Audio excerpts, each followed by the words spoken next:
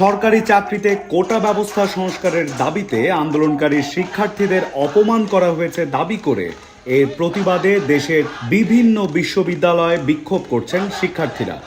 রোববার রাত 11টার দিকে কয়েকশো শিক্ষার্থী ঢাকা বিশ্ববিদ্যালয়ের ক্যাম্পাসের রাজু ভাস্কর্যের সামনে অবস্থান নেন।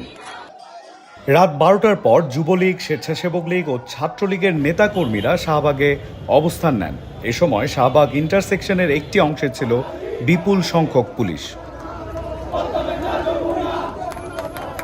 অন্যদিকে চট্টগ্রাম বিশ্ববিদ্যালয়ে কোটা বিরোধী আন্দোলনকারী শিক্ষার্থীদের উপর ছাত্রলীগের হামলার ঘটনা ঘটেছে। এতে 2 জন আহত হয়েছেন।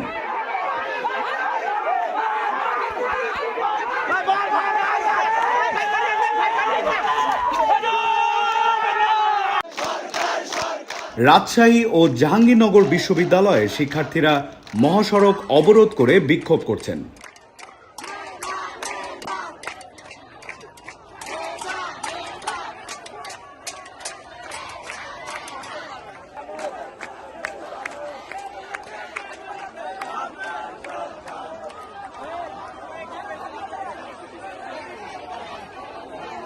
প্রতিবাদ মিছিলে চাইলাম অধিকার, হয়ে গেলাম রাজাকার বলে স্লোগান দিচ্ছেন শিক্ষার্থীরা। এর আগে চীন সফরের সংবাদ সম্মেলনে প্রধানমন্ত্রী শেখ হাসিনা বলেন, যতক্ষণ তারা শান্তিপূর্ণভাবে করে যাচ্ছে কেউ কিছু বলছে না, কিন্তু এর বাইরে যখন কিছু করবে, পুলিশের গায়ে হাত দেওয়া বা পুলিশের গাড়ি ভাঙা বা এভাবে আক্রমণ, এগুলি যদি করতে যায় তাহলে তখন তো আইন তার আপন গতিতে চলবে। এখানে আমাদের কোনো কিছু করার নেই। কোটা আন্দোলন করবার আগে তাদের তো পরীক্ষার রেজাল্টগুলি দেখে নেওয়া উচিত ছিল যে কোথায় তারা দাঁড়িয়েছে। আর দ্বিতীয় কথাটা হচ্ছে, মুক্তিযুদ্ধের বিরুদ্ধে এত ক্ষোভ কেন? মুক্তিযোদ্ধাদের নাতিপুতিরাও পাবে না, তাহলে কি রাজাকারের নাতিপুতিরা পাবে? সেটা আমার প্রশ্ন, দেশবাসীর কাছে প্রশ্ন।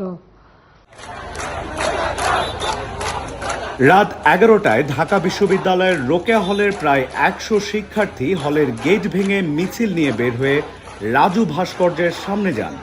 সেখান থেকে শামসুন নাহার ও সুফিয়া হল থেকেও শিক্ষার্থীরা মিছিল নিয়ে অবস্থান নেন।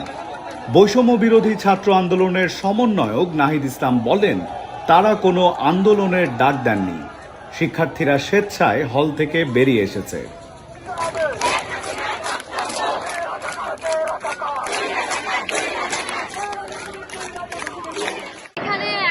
নির্বিশেষে সব রকমের শিক্ষার্থী আন্দোলনে এসেছে, তার একটি কারণ প্রধানমন্ত্রীর বক্তব্য।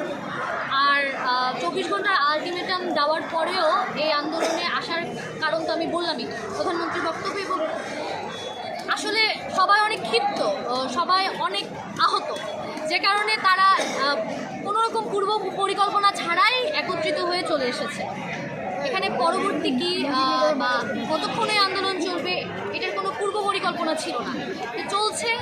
চলতে থাকবে যতক্ষণ না পর্যন্ত আমরা পরবর্তী কোনো নির্দেশনা পাচ্ছি সমন্বয়কদের কাছ থেকে বা রাষ্ট্র থেকে আমাদেরকে কিছু বলা হচ্ছে এই উস্কানিমূলক বক্তব্যের জন্য। দেখেন, 2% মানুষের জন্য রাষ্ট্রের সর্বোচ্চ ক্ষমতাশীল ব্যক্তি উনি যদি বলে ফেলে যে যারা কোটার বিরোধিতা করছে তারা হচ্ছে রাজাকার, তাহলে সেই অনুযায়ী লজিক্যালি কি দাঁড়ায়? 2% মানুষ হচ্ছে মুক্তিযোদ্ধা আর আমরা 98% মানুষ হচ্ছি রাজাকার। এটা কি বলতে পারেন? আপনি এতটা বায়াসড কিভাবে হন? 98% মানুষের ভোটে আপনি আজকে এইখানে এসেছেন আর আপনি আমাদের সবাইকে রাজাকার বানিয়ে দিলেন। এটা আমরা মেনে নেব না, আমরা কখনোই মেনে নেব না।